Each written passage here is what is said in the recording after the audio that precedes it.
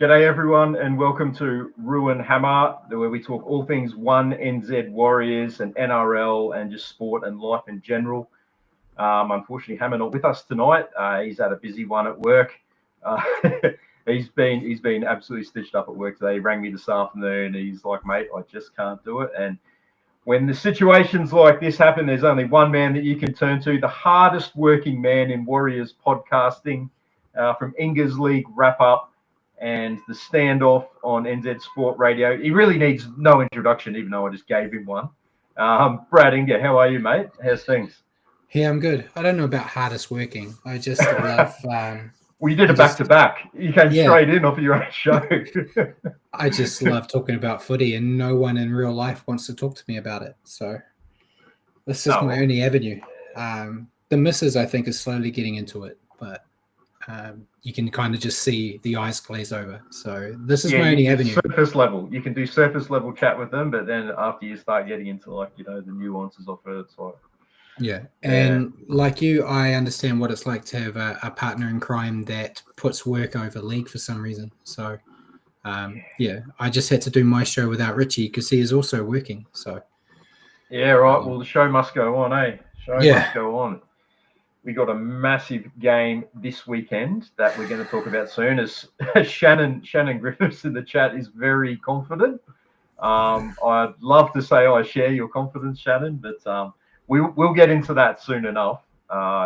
It's been 10 years of misery, 10 years since we beat the Storm. And again, we'll talk a little bit more about that later in the game preview. But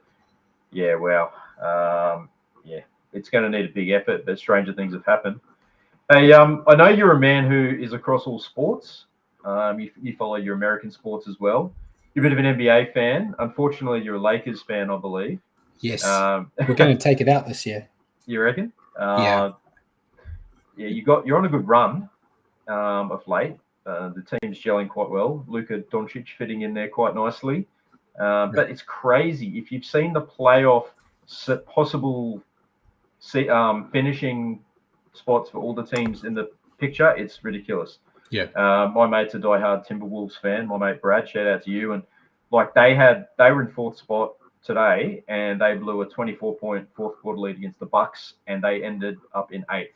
So they dropped 4 spots. And I think the Lakers can finish anywhere from first to 10th. The Western Conference is quite tight. I'm obviously an Eastern Conference man, being a diehard Miami Heat fan. My team is I don't know if safe is the right word, but we're locked into a play-in. But now it's just a case of where we can climb up. If we can finish 9th, we can at least host the play-in. We can finish 7th and 8th. You get the 2 bites of the cherry. So if people don't know what the play-in system is in the NBA, so teams that finish 7th through 10th play like a mini playoff system, a playoff series before the main playoffs. So if you finish anywhere from 1st to 6th, you're automatically in the playoffs. So 7th and 8th play each other, and the winner of that game goes straight into 7th. And then the loser plays the winner of 9th versus 10th, and whoever wins that goes into 8th. So it's a bit of a weird thing, and the NBA has done it for probably the last 5 years. I think they first did it during that COVID year where they played out of Disneyland. Yeah. What do you think about the play-in system? Do you reckon something like that could work or should be introduced to the NRL at all to make things like a little bit more interesting in the run into the finals?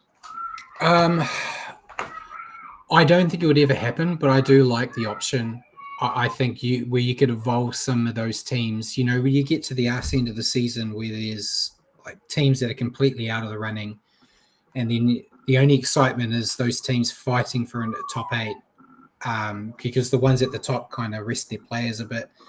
So I think if there was a way you could potentially incorporate a few more of those bottom teams without just opening it up and having a lot more teams in the finals, I think there could be a way. I just don't know how they would do it in the NRL system.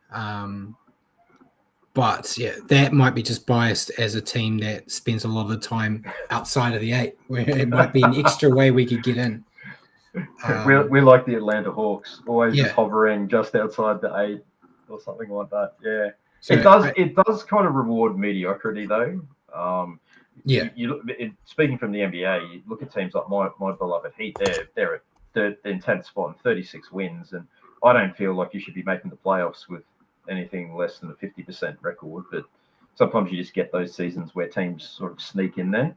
Yeah. But yeah, I get your point. Like, it would make it interesting. Like, sometimes the top 8 in the NRL is locked in, weeks before the finals, and it's, you don't want to say like dead rubber, meaningless games, but sometimes it does have that kind of feel to it.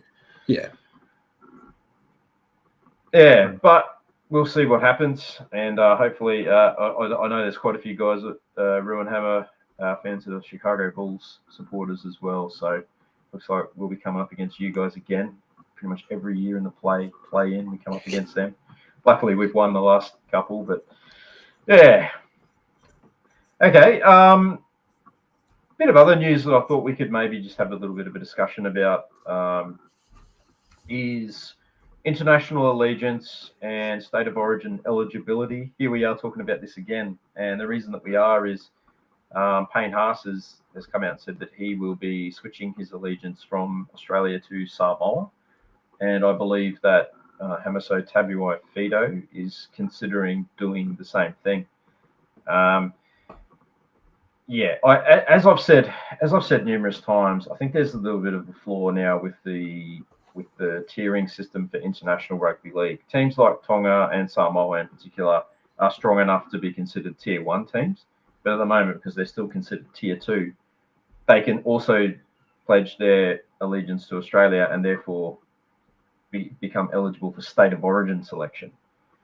The issue that I have with all this is these guys are more than happy to play state of origin. So they're more than happy to play for Queensland or New South Wales, which are obviously states of Australia. They're very keen to represent a state of Australia, but they're not so keen to represent Australia as a nation, which I always find like it's like having your cake and eating it too. You can play at what many people consider the highest level. Some people would disagree because technically international footy is the highest level. But I just have a little bit of an issue with players that are, sort of double dipping there. So saying, I'll play for my tier 2 nation, but I still want to represent Queensland or New South Wales. Do you have any thoughts on this at all? Yeah. Well, to be brutally honest, it's because no one wants to play for Australia. The only reason those guys do it is because they want to play Origin. They don't have an attachment to Australia. Like Kalen Pong is a prime example. He's a Kiwi. He sees himself as a Kiwi, but he wants to play Origin, so he doesn't. But the tier system, I think the thing that throws people off is the way it's set is due to development. So the reason Samoa and Tonga are tier 2 is because they have no development systems in place in Tonga and Samoa. All those kids are developed in New Zealand or Australia. They're eligible for Australia or New Zealand, so that's why they'll never come up, even though all those players would make them, they're not technically a tier 2 due to the quality, but the rules of what sets you up, they're always going to be a tier 2 because they don't have the pathway and development and stuff because it's all done here in Australia. But it is at the moment, we talked about it briefly on our show tonight. The only people it's hurting is New Zealand and England. And you guys, I'm throwing you under the bus now. You guys are only complaining now because big names are leaving Australia.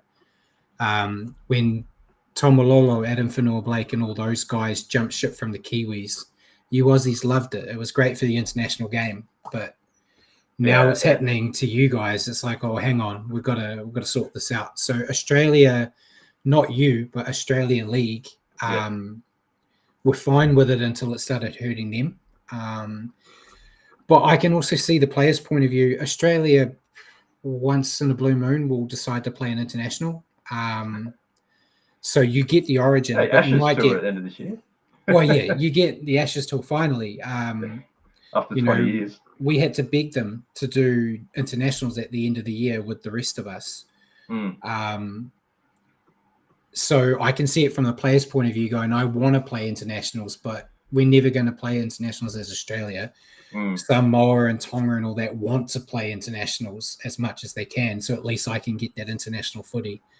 I know the Kangaroos have also dropped how much you get paid to be on the same, which is probably also helping the switch right now, because they said they want to help the international game by not paying their players more than you'd get for playing for Samoa and Tonga. So there's no money for Payne Haas. Like, he's not going to get more to play for Australia than he is Samoa, and you get all that money for Origin. Remember when Semi Radradra shamelessly exploited that loop where he was ineligible for Origin but could represent Australia, and he came out and said, "I'm literally just doing this for the money." Yeah, because they got like $30,000 per test or something like that. So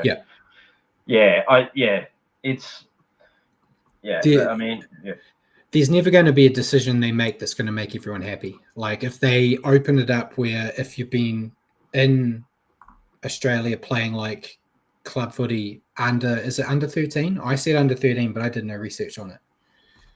You have to have lived in Australia before your 13th birthday. Yeah, I think. If they ended up saying, if you do that, but you're a New Zealander or an English person, you could do Origin, people are going to get upset. If they keep the status quo and say you can't play for the islands if you want to play Origin, people will be upset. There's no answer that's going to make everyone happy. I just want the Kiwis to be good, so I don't care. And most of our Kiwi boys don't sit there and talk, like the ones that want to be Kiwis, they don't sit there talking about, I wish I could play Origin. You get ones like Adam who, you get ones like Adam who basically we can't play Origin due to a technicality because of that one game he played or whatever. There's those ones, but like the Benjis I talked about on our show, Benji played New South Wales age grade. He just wanted to play for the Kiwis. That's all he cared about. So I think he played just junior Kangaroos or something. He said he just felt really weird. Weird. He didn't up against the Kiwis and the haka and that kind of thing. So I felt it was like going against his nature. Yeah. But if they keep it this way, it does give us as Warriors fans a loophole for all those guys that want to learn more about their Māori culture and New Zealand. Play your Origin, but play for the Warriors as well. You know, it's a win-win for us. But that's what Shannon was alluding to earlier about Ponga. So I just feel like with State of Origin, like it's such a great product. Although it's changed a lot over the years, but like if it's not broke, I feel don't fix it. I think it's fine the way that it is. I understand though that it's a changing landscape. It's not what it was like 20, 30 years ago. We've got so many young Polynesian, like Pacific Island descent players of Pacific Island descent that are born and raised in Australia, but still feel attachment to their homeland, their motherland. So it's not as sort of black and white issue as it was, 20, 30 years ago. But I understand that, and I say I'm a bit of an Origin purist, and I always considered it as it always was growing up. It was like a trial to play for Australia. It was like you had the city country game, and whoever played really well in the city country game got picked for New South Wales, and then whoever played really well in the State of Origin series went on to play for Australia. Like that famous 1995 series, which they're celebrating 30th anniversary of, which will long live in my memory. One of my favourite rugby league memories of all time was the Fatty Bortons, Neville Nobodies beating New South Wales 3-0. Yeah. And a bunch of those guys who came from nowhere went on to represent Australia against the Kiwis in that 95 series, which was amazing. Like, guys like Wayne Bartram and Danny Moore and, Brett Dallas and, Trevor Gilmeister, and these guys had never really played for Australia before all of a sudden get thrust into that arena. So, that's the way I've always seen it. But I understand that I understand the other side of the argument, but I would just prefer it if they kept Origin the way it is. And then if they can do like a parallel kind of tournament, they play Tonga versus Samoa, do a Pacific Cup every year that's their own kind of State of Origin, and that I think that would be a really good thing as well, and keep keep international footy strong. Yeah, I just think that Australia is a bit scared of, if they drew that line in the sand, how many of the island boys will defect and stay with Origin, or they go, no, bugger, we're playing for the islands. And then you have an Origin with all those big names gone. Yeah. That I think that might be in the back of their mind. That's just me being devil's advocate. But they go like Payne Haas and all those guys don't play. Brian To'o, Jerome Luai and all that are gone. Then you've got other players. It's not like the product will get worse. You've got heaps of players that can fill those spots. But yeah, and I mean, it's like, who are these people that are genuinely ineligible for state of origin that they could then pick? I mean, we've already got like the cream of the crop playing state of origin. I know Adam Fanua-Blake was one guy that said that he wished that he could erase that one test that he played for the Kiwis so he'd be eligible. They keep saying Taumalolo for Queensland, but I don't think he's probably at the level at the moment where he would get picked for Queensland. Like 5 years ago, I think. Yeah, exactly. Yeah, he's missed his time. Sailed. Yeah.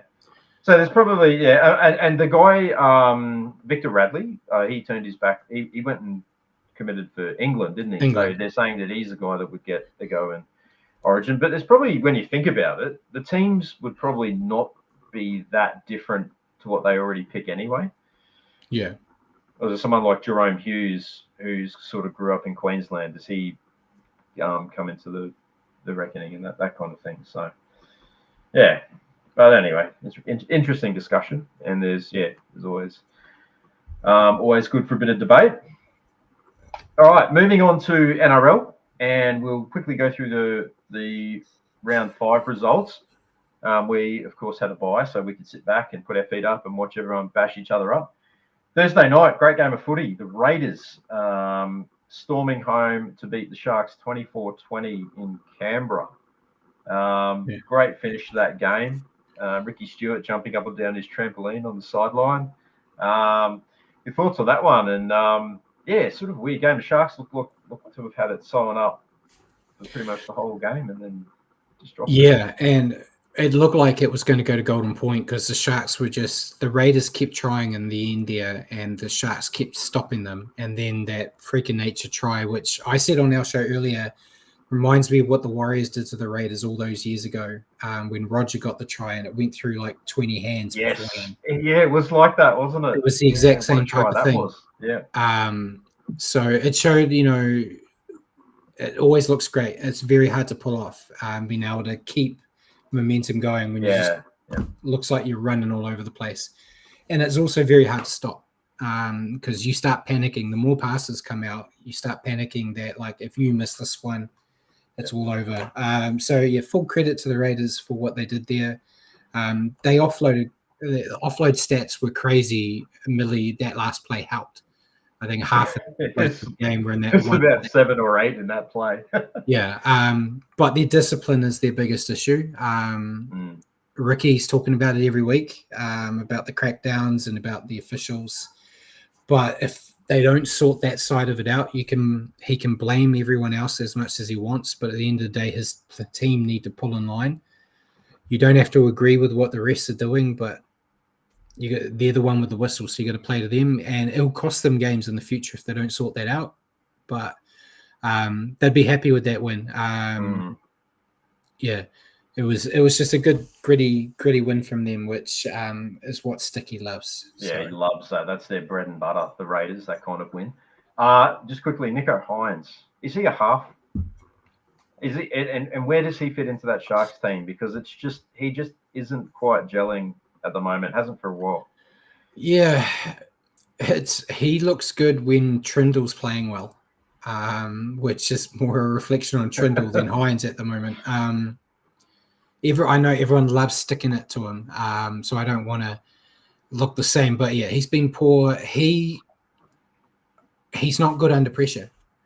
I think that's the problem, which unfortunately he's in the wrong jersey, if that's your issue. I think they might have to look.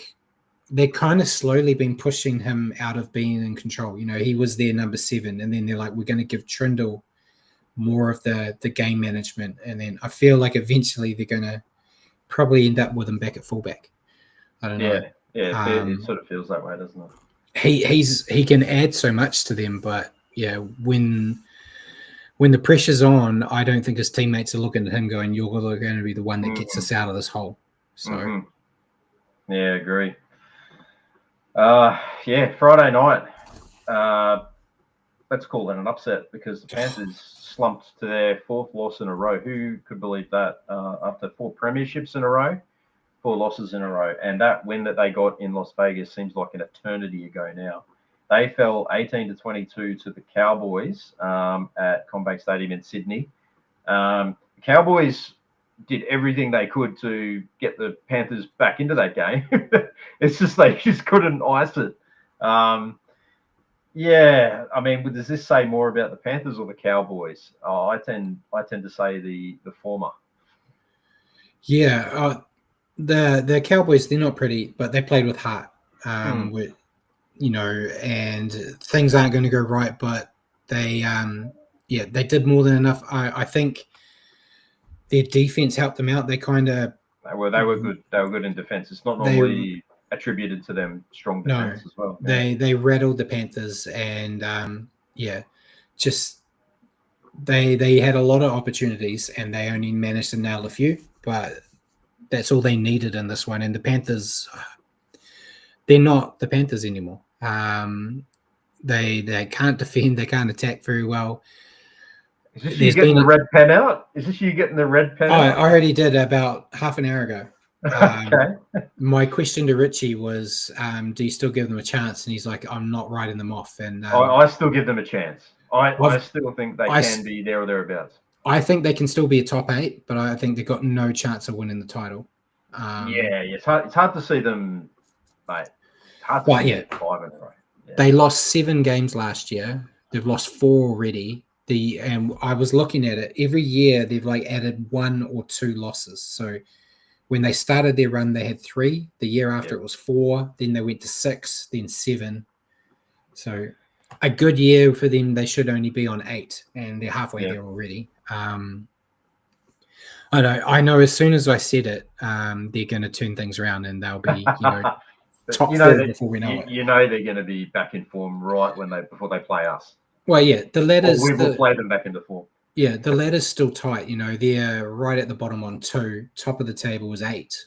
That's only a couple of wins, away from being bottom of the table to top 8 again. So, it's just they're just not playing themselves, and there's excuses every week. But Cleary's played all but 1 game, technically 2 if you count him going off early. But Brian To'o's out. But yeah, I think Luai and Fish may have been 2 players too many of bigger losses than they anticipated, perhaps. It's been they're a shadow of their former selves. That's for sure. Yeah. The second game on Friday night, the Book of Feuds was opened again. A game that I find very hard to get excited about. I'm not a Sydney sider. I'm not a fan of either of these sides, but I get that it's usually a big game, and the NRL would love this to be the grand final every year. But it was the Rabbitohs getting away with the 20-14 victory, thanks to Tom Brady delivering the final pass for a touchdown that got the Rabbitohs over the line. Anything to add about this game? I don't know what you're talking about. That was a great pass by Latrell. I was actually happy to see Latrell play reasonably well. I know, because that's all people talk about before the game, during the game, and after the game is Latrell. So the fact they didn't have a stinker out there, I think, makes up for it. Means he's not going to go AWOL again this year? Yeah, we'll see. There's still early days. He's in the halves this week, so who knows what's going to happen. But yeah, I thought it's a typical Wayne Bennett coach side. They lost their halves early on, and they just kept to it. Yeah. I think if they kept their halves, this probably would have been a bit more of a bigger win for them over the Roosters. But to do what they did with some of the cards they were dealt, I think it's good. They've done a lot better than I predicted this year. I kind of thought that'd be one or I thought it'd be like 1 win before they got Latrell back, but they've just proved me wrong. And the Roosters they're rubbish. not having a good year, that's for sure. No. Saturday footy would have excited you. It was the Eels 23 over the Dragons 22 in Golden Point.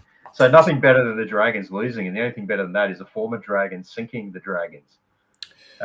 Zach Lomax, who's unfortunately injured. Gone 6 weeks. 6 weeks, yeah. That's a massive loss for the Eels because he looked like the only guy that was getting things happening. They still have no Mitchell Moses.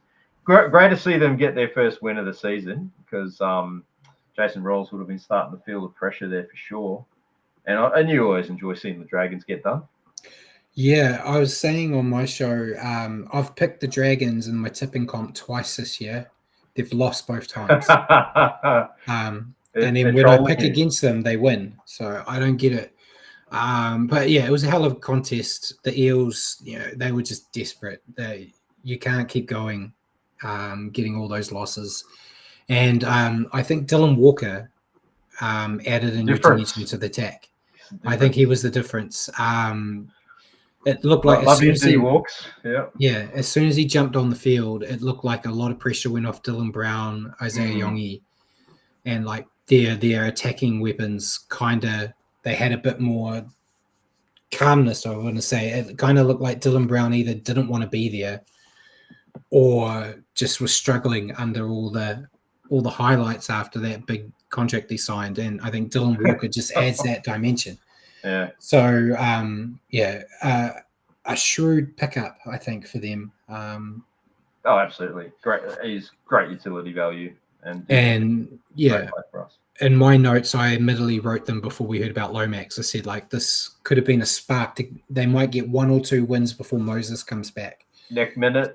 And then, Lomax is gone, and I've gone, oh, well, they're losing now. I don't think they'll win any games without Lomax, especially without Moses there too. Yeah, so, but they got at least they got a win before he went out.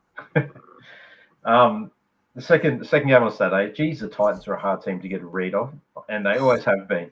They went down to the Dolphins on the Gold Coast, 36 points to 10. Dolphins, another team getting their first win of the season in a fairly strong performance. They're always in control of that game. And Titans are just a weird team to gauge. They can look $1 million, and then they can look average, just completely average. So, yeah, any thoughts on this one? Hamaso Tabuai Fido back in form?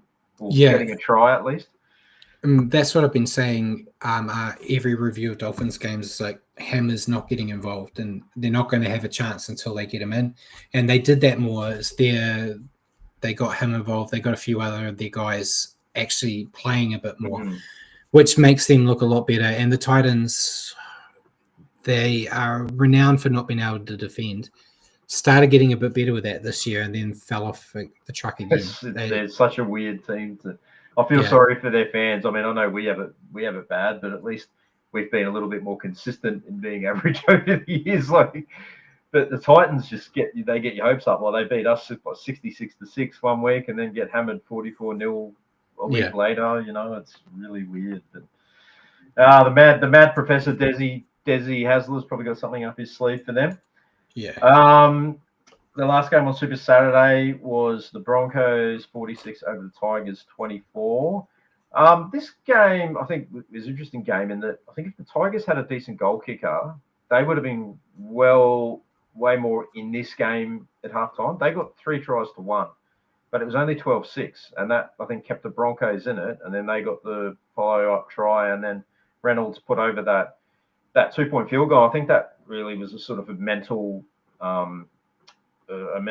hurdle there for the Tigers. But if they had been up, say, like 18-6 or even 16-6, I think that would have given them a bit more confidence. But then, the Broncos came back into it. Tigers looked, they tried hard. They still put on 5 tries. Yeah. But, I don't know. I picked the Tigers to finish 9th in our preseason predictions, but I'm actually thinking they may be. I don't think they'll finish last, but I think they might drop a few spots from 9th. I think they'll still be around that bottom 4. They just don't have enough depth, I feel. Yeah. Broncos won as you would have expected. But yeah. Yeah, I said it was a bit of a wake-up call for the Tigers. You know, everyone's been ranting and raving about their defense, so like how good they've been defensively, and to get almost 50 points against you, you know, kind of makes all that hard work disappear. Yep. I never saw them being finals. I don't see them wooden spoon, but I see them in the middle. In the middle pack, middle of the team. Yeah. I love them, so I have bias because I just have a real soft spot for the Tigers. And, yeah, you can't hate them, can you? I mean, except when they play us, except when the Mike Doreen Cup's up for grabs. But yeah. But yeah, that first half they were in it, and then like you said, I think they took a knock from that 2-pointer. Then, you know, in the first 5 minutes, Broncos put out 2 more tries, and then it was just downhill. Yeah, so kind of blew them out of the water. Yeah, and the Broncos are a team like that. You can go like punch for punch with them, and then they'll go bang, bang, bang, and then all of a sudden you're looking at being 20 points behind and going, what the hell just happened? Yeah. So yeah, not great when we're playing them in 2 weeks. That's right. Yeah, they've no doubt been played in form. Reece Walsh will probably come back to NZ for the first time with a spring in his step. It will be his first game here, isn't it? First game against the Warriors in New Zealand. He played a couple of games for us at the back end of 22.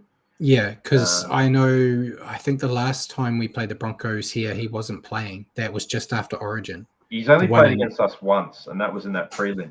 Yeah. So it'll be great. He'll get a real warm reception. Yeah, he's super popular across the Tasman. Yeah. Sunday footy.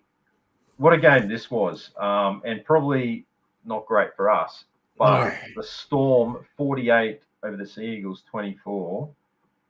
The Storm just absolutely blew them away. They look to be the form team of the competition. Just the way that they can put on points so quickly.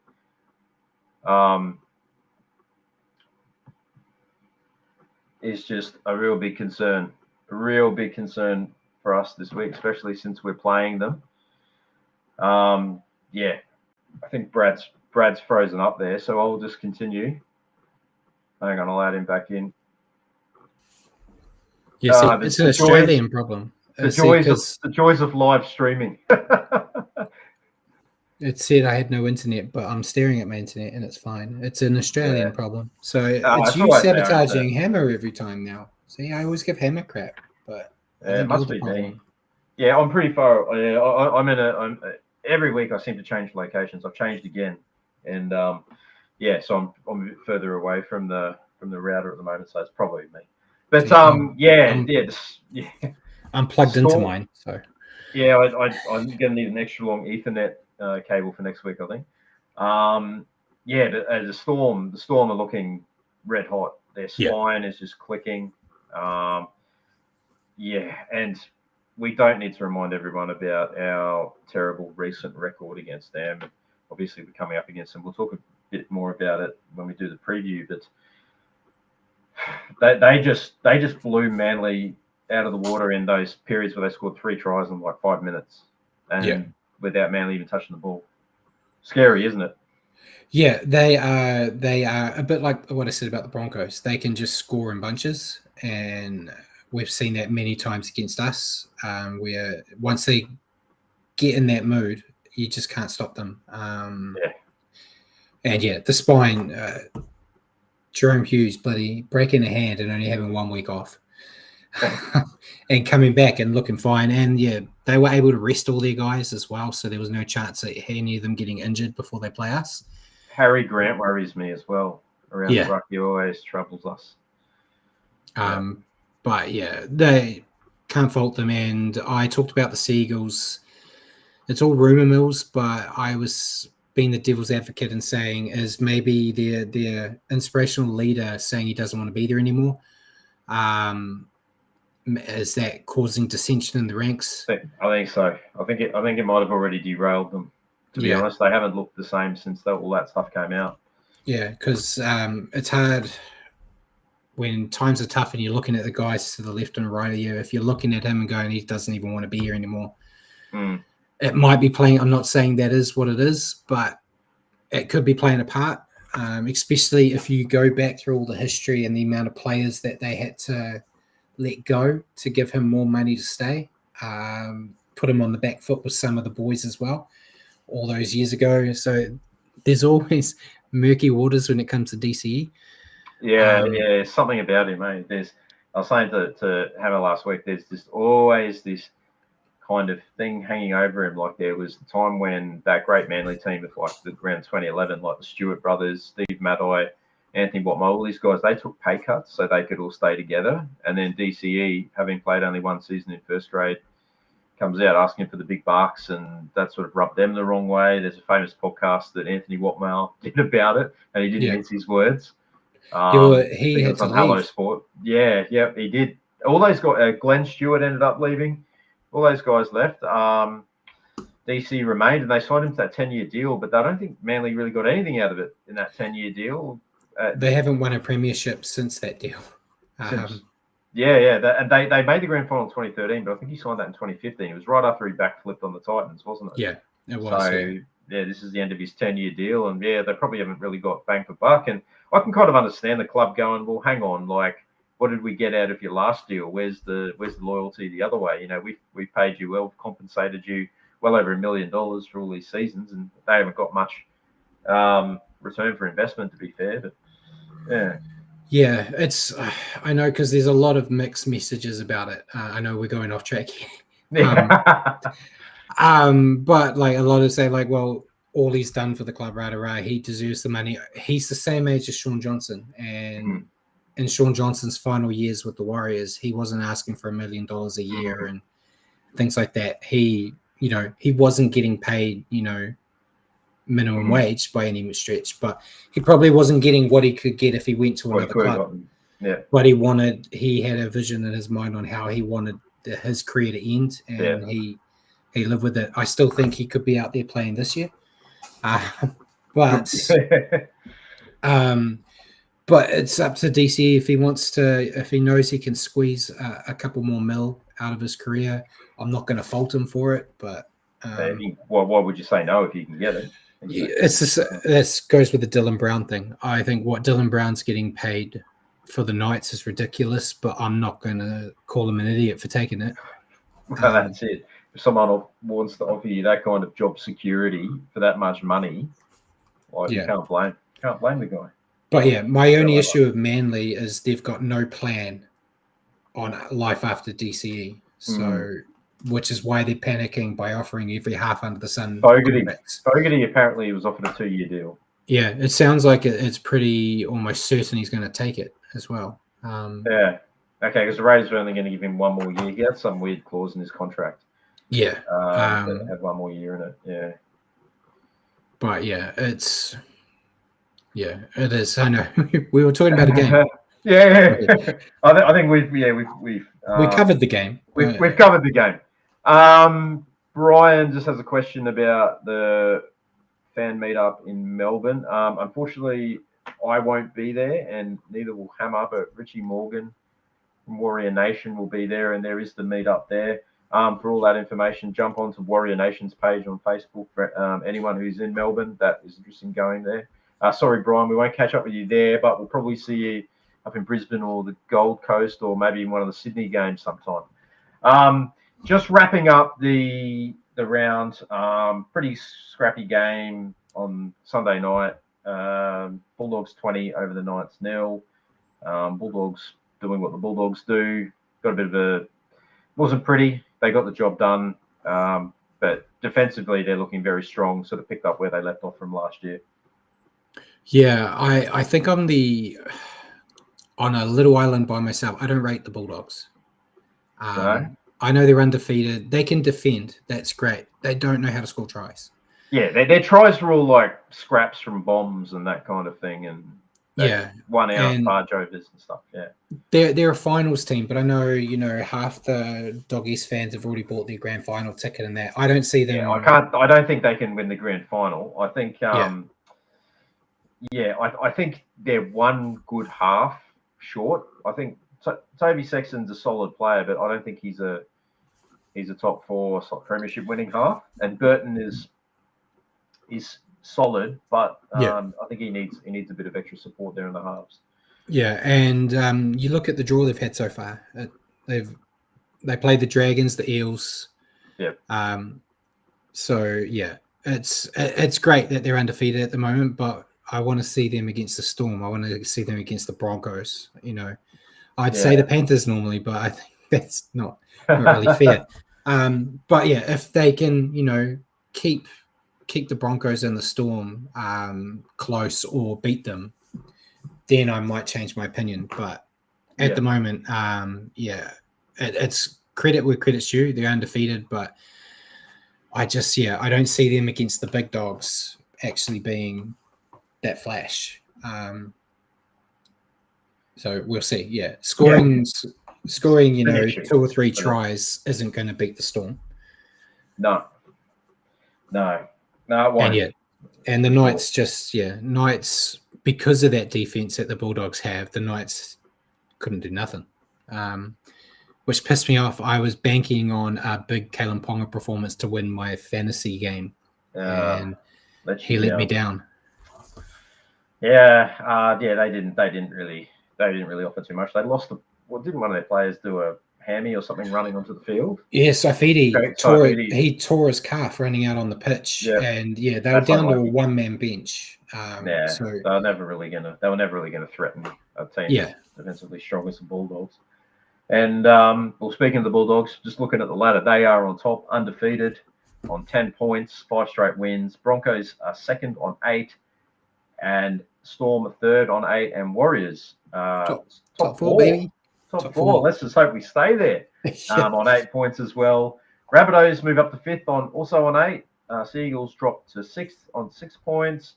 Raiders 7 on 6 points. The Titans are in the top 8, even though we've just come out and bagged them. They're also on 6 points. Knights have dropped to 9th. Sharks 10th. Tigers in 11th. And there's a host of teams on 4 points. So Sharks, West Tigers, Dragons and Cowboys are all on 4 points. They sit 10th, 11th, 12th, and 13th. Dolphins, picking up their first win of the season, are in 14th spot on 2 points. Panthers, wowee, they are sitting in 15th on just the 2 points from that win in Vegas. Roosters also just the 1 win, which we thought was an impressive win over the Panthers in round 2, but may not have been as impressive as we thought. 16th, and the poor old Eels sitting there in last spot, but they have picked up a win in 17th, also on 2 points. Yeah, old Panthers, only team to have not won in Australia, as I keep telling everybody. Poor old Panthers. I mean, it's a bit hard to feel sorry for them, isn't it? When they've won 4 straight premierships, and you're sort of like, let's talk about this massive game that we have coming up as Warriors fans.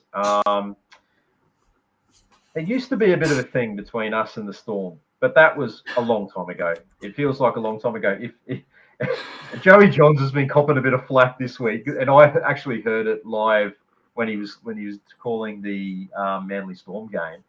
He goes, the Warriors are a bit of a bogey team for the Storm.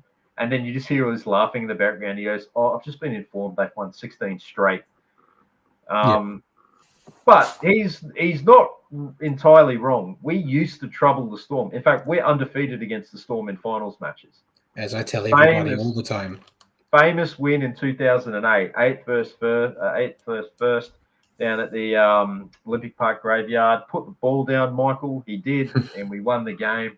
And then the 2011 prelim, who could forget that piece of Shaun Johnson magic that I think it's still got Cooper Cronk spinning around. I think that's why Cooper Cronk's always pretty negative on Shaun Johnson. Yeah. You just can't hack that we bounced him out of the finals that year. And it was a long time ago, but it's still a fantastic memory and one of the great games. Both of those are in the top 10 games in Warriors history. And putting Lewis Brown over for that try, what a night that was. But since then, it has been slim pickings. Our last win against the Storm came all the way back in 2015. And you'd remember the Nathan Friend upside down pass through the legs that led to that try to Tuilola here in the corner. And also one of the great individual tries from Shaun Johnson that night, where he put this massive footwork on Cam Smith and Cam Munster as well to score one of the great tries in Warriors history. But since then, we have not tasted victory since that afternoon. It's been 16 straight losses. Last year, we got so bloody close. Round 2, we were leading 26-18, and they dead set scored 2 tries in about 3 minutes, didn't they? Yeah. To win that game. And of course that bloody Xavier coach try is going to get replayed ad nauseum all week. But it is what it is. It happened. We were close, but we weren't close enough. So the team that Webby has named to take on the Storm at Amy Park. Amy Park. They call it. Amy Park. Amy Park. That Olympic Park doesn't exist anymore. They bulldozed it and turned it into an AFL ground. But yeah, Webby's Warriors. Chance Nickel-Kluckster at fullback. Tane Tuapiki and Adam Pompey goes back to the wing again this week because Rocco Berry returns in the centres with Ali Leatoa. The halves, Chanel Harris-Tavita and Luke Metcalf.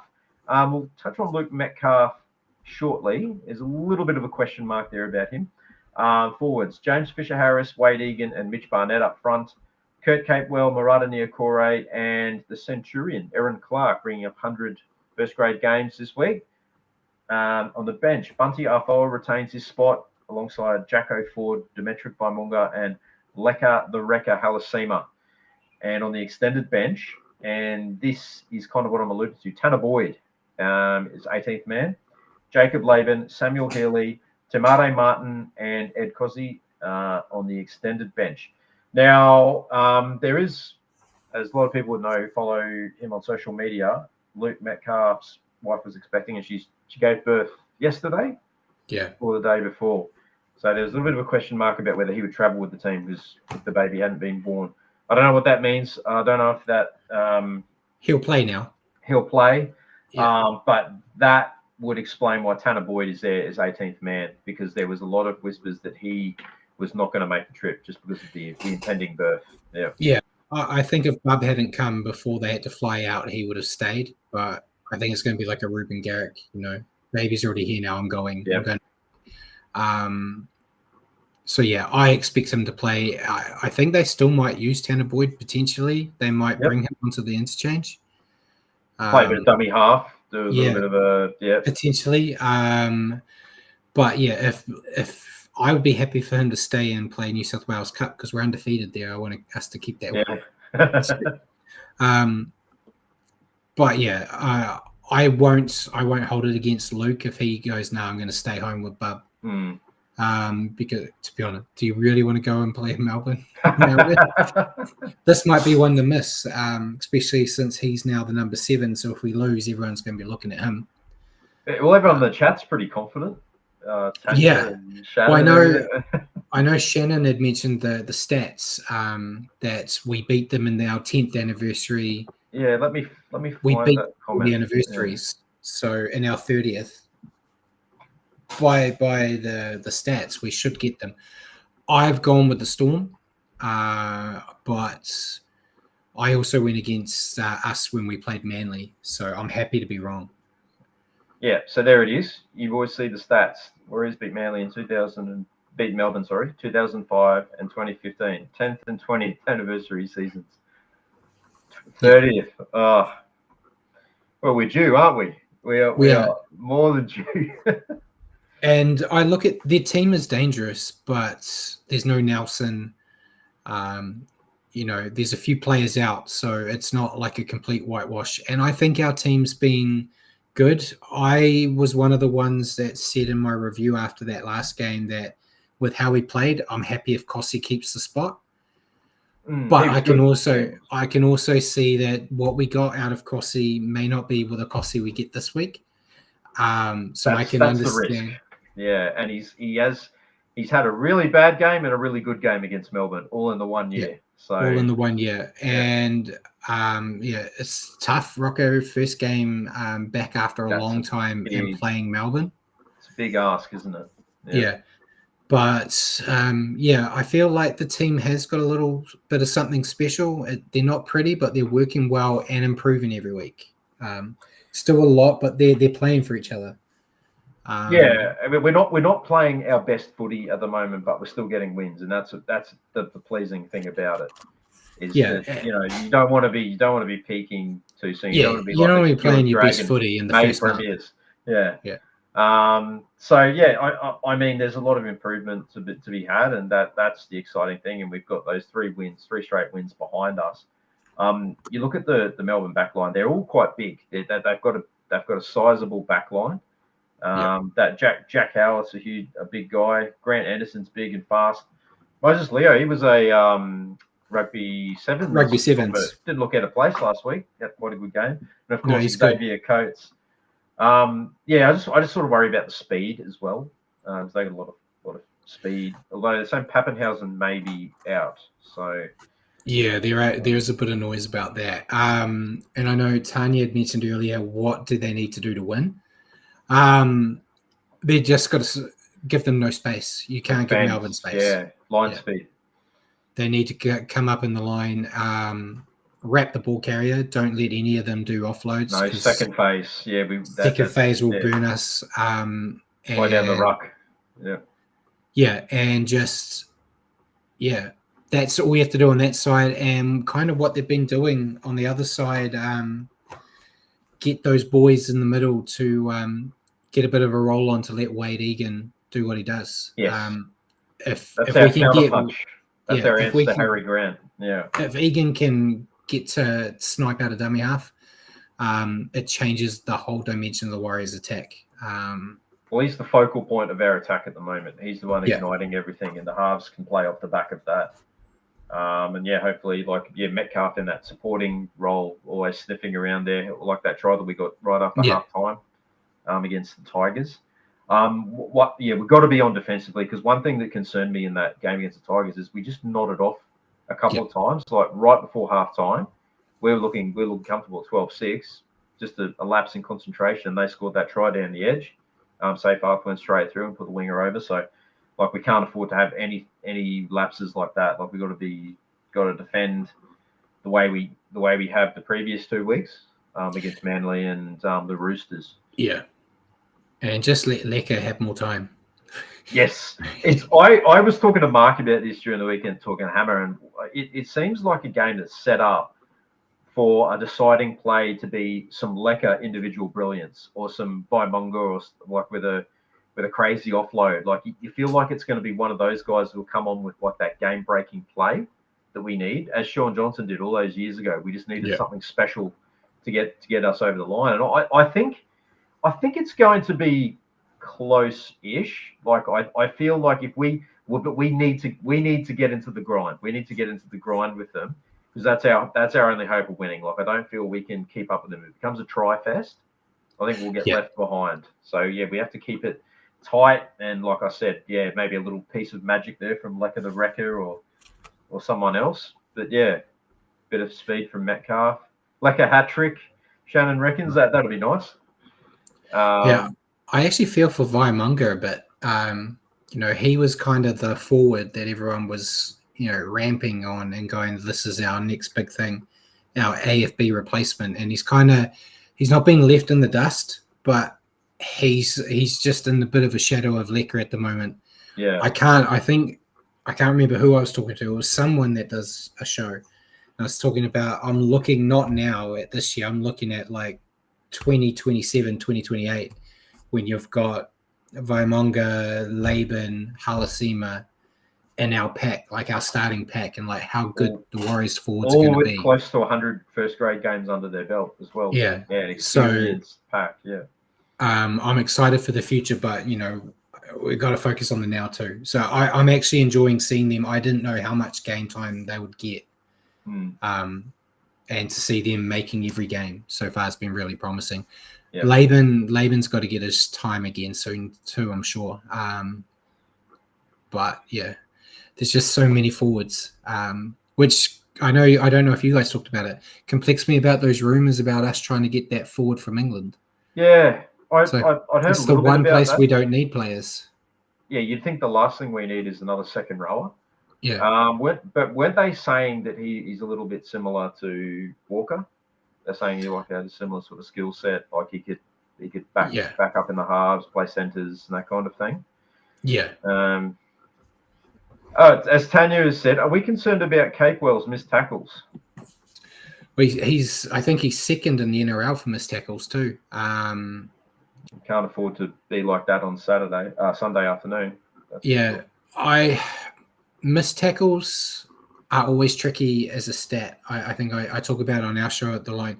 You could miss 100 tackles in a game, but if you can see 2 tries, it's not really that big of a deal, right? If your scramble defense is good, you can cover it, and that has been us for the start of the year. Yeah, so if he's having issues with the tackles at the moment, if the guys around him are cleaning up his mess, I'm not as concerned. But you don't want a guy of his caliber and his experience to be the guy letting your defensive line down. There's been a couple of times where, Aaron Clark missed a one-on-one tackle with Nafahu White that led in a try, and then Fisher Harris missed a one-on-one tackle against Play, I think it was, for the Tigers. So, like, if we can clean up that kind of thing, like just straight up one-on-one misses from 2 guys that you wouldn't expect it from as well. So we can clean up that, just be really tight defensively, and I think that might be the key to an unlikely but long overdue victory. I'm going to ask you for a tip, mate. What do you reckon? I can't remember what I said in my review because it's that long ago because of the bloody bye. I picked the Storm, but I think I picked the Storm by like 12. So you're going with your head, not your heart. Yeah, I want to see the Warriors win, and as always, when I pick against the Warriors in my predictions, I always put money on them at the TAB. So win. Yeah, I think we're paying like $5 over here. Hold on, I'm just brought up my blog to see. Yeah, I picked this a Storm. The Storm are just too strong. I'm going with a Storm win by 12, but I hope I'm wrong. That's what I said. Yeah. Nothing better than being proven wrong with those.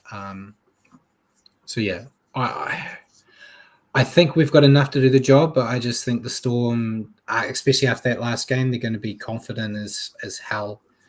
And yeah, that's the thing, isn't it? Coming off a performance like that, and we're coming off a bye, and we can't afford to let them get out to a hot start, because if we do, we'll get left behind, no doubt about it. Look, I'm gonna go with my heart on this one. God bless you. Bless you, cotton socks. I'm going to go Warriors by 1. I think it'll be really close game. I don't think we'll go to Golden Point, but and Chanel Harris Tavita to kick a field goal finally in a game where he actually needs to. Shannon Griffiths, $100 on the Wars 13 plus. Oh, how good would that be? How good would that be if we come out and smoke them? I can't see it. I'd be happy with a 1-point win as much as I would be with a 20-point win. Just any kind of win. But geez, wouldn't that make a statement if we could come out on Sunday and win that game? I mean, it would just set up our season. Like, it would give the boys' confidence would be through the roof. Going to a place like Melbourne where hardly anyone ever goes and tastes victory, come away with the spoils. And I mean, do we dare to dream? I'm going to for now. I may be licking my wounds on Sunday afternoon, but so be it. I'm used to that. I'll stick with them. Nice one. Yeah. All right, we'll move on to the other matches of the round. We'll go through these ones quickly. Thursday night, hasn't this suddenly turned into like an interesting clash? The Dolphins versus the Panthers at Suncorp Stadium. Now, the Dolphins, having just recorded their first win of the season, up against a Panthers team playing with no confidence. Mate, I'm going to tip what would probably be considered an upset. I'm going to go the Dolphins in a close one here. I'm going Panthers. Panthers, you reckon I'll bounce back? I say it every week, like, surely they can't lose another one. And I think I just said a few, like an hour ago, if they lose to the Dolphins here, put a line through them, they're done. Yeah, okay. Yeah, that's fair, because, I mean, how can you lose? Who was the last team that lost 5 in a row and then bounced back to be a serious title contender? I mean, it just doesn't really happen. Yeah. Fins up. I reckon it'll be fins up. I'd love to see it. I'd love to see it because I've got a soft spot for Christian Wolf. So I want to see. I don't want the Bennett curse to take him out. Yep. Okay. Interesting. All right. Friday night, 6 o'clock game. You're going to love this one, Brad. This is essential viewing for you. The Dragons versus the Titans at Wynn Stadium in Wollongong. Mate, who do you pick in this game? I think I'm going to go with the Titans only because I think they'll have too many points in them. The Dragons are a bit of a dour side, but I think the Titans, if they turn up to play, they'll have too much for the Dragons, I think. I've gone with the Titans too. I was playing it in my head that every time I pick the Dragons, they lose, and that could help me with my wooden spoon if I keep picking them. But I want to win my tipping comp. So I think the Titans will get them here. I just don't have any faith in the Dragons. Yep. Which is no surprise to anyone who's watched me. Yeah. And the 8 o'clock Friday night game, the Broncos back to their usual darling time slot of Suncorp Stadium on a Friday night, up against the Roosters, who are struggling big time. I think it's going to be another massive win for the Broncos, and they'll be coming over to Mount Smart / Go Media Stadium full of confidence on the back of a big 40-point win, I think. Yeah, I'm on the same. Repeat around one. Yeah, I think it'll be a smashing and get them right into great form and confidence coming over here. Yep. Okay, Saturday, 3 o'clock game, Sharks versus Sea Eagles. This is an interesting matchup. Two sort of inconsistent sides, but I think the Sharks will be too good at home. The Eagles just sort of seem to be a bit all over the place. I think Sharks with a fairly comfortable win in that game. Yeah, I'll go with Sharks. I basically was going with whoever was at home in this one, to be honest. It's really hard to pick either, but I think Sharks at home, they'll do it in. As I already said, I feel like DC's lost the locker room, so that's not going to help him. Yes. It's a fair point. And no Tommy Turbo. So. Oh, yeah, that does not help their cause whatsoever. Second game on Saturday. Another interesting matchup. This is the Rabbitohs against the Cowboys at Optus Stadium in Perth. It's a long way to travel for both of those teams. I'm just glad it's not us doing it for once, going all the way over to Perth. So a completely neutral venue. I think this will be a good matchup. I think there may be quite a few points scored in this game, but I think the Rabbitohs got themselves back on track a little bit last week. I think they'll be a little bit too good for the Cowboys over there.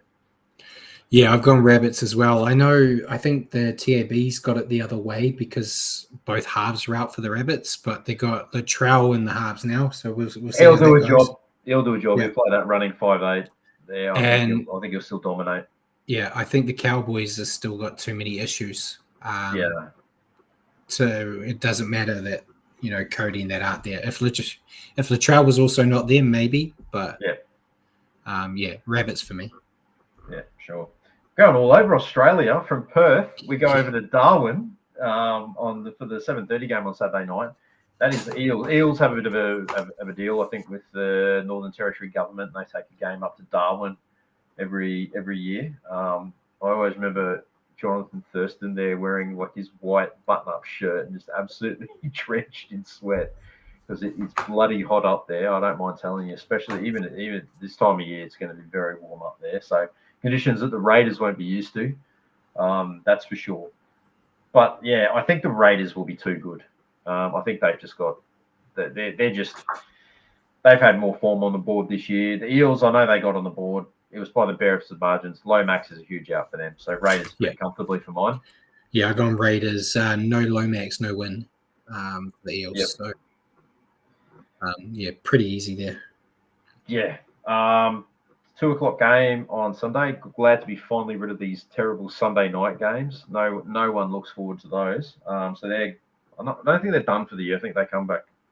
They come back in a couple of months, I think they said. I think at Magic Round, there's one more, and then they do one middle of the year for some reason. But good riddance to them. Daylight savings over. We're all on the same time zone this side of Tasman. Were you guys still 2 hours ahead?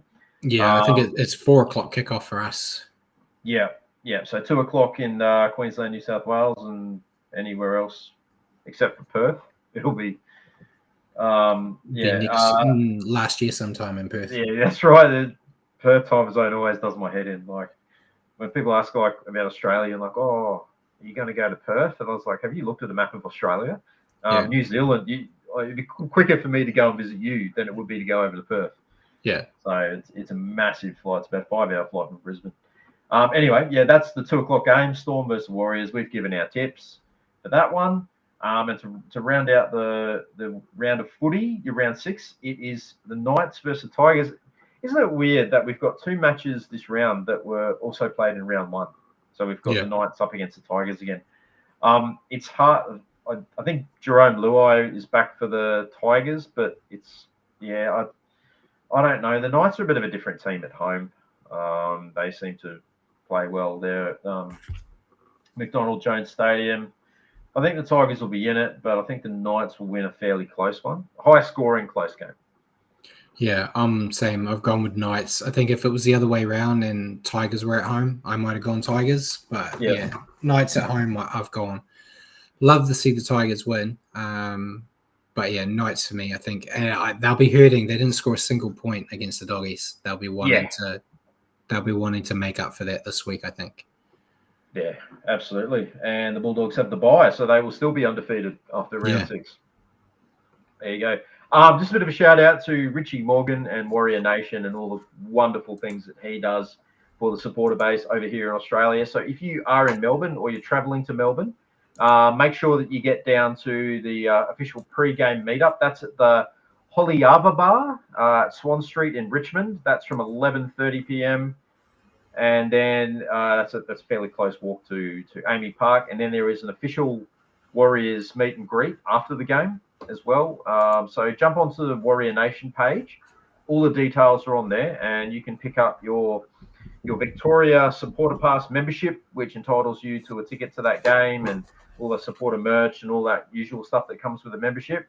But it's limited to 120 members. It may already be exhausted. I'm not quite sure. But, if you are going to be in Melbourne, make sure you check that out. Jump onto Warrior Nation page on Facebook or other Instagram or other forms of social media, or reach out to Richie Morgan, and he'll point you in the right direction.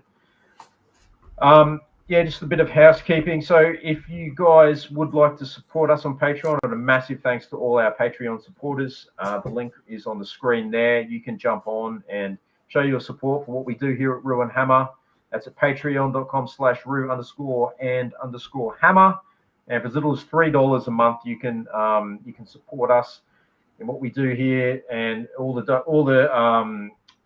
pledges and Patreon go straight back into the show to pay for all the licensing and costs that do go into bringing you product that we do bring every week. And we thank you guys so much for your support.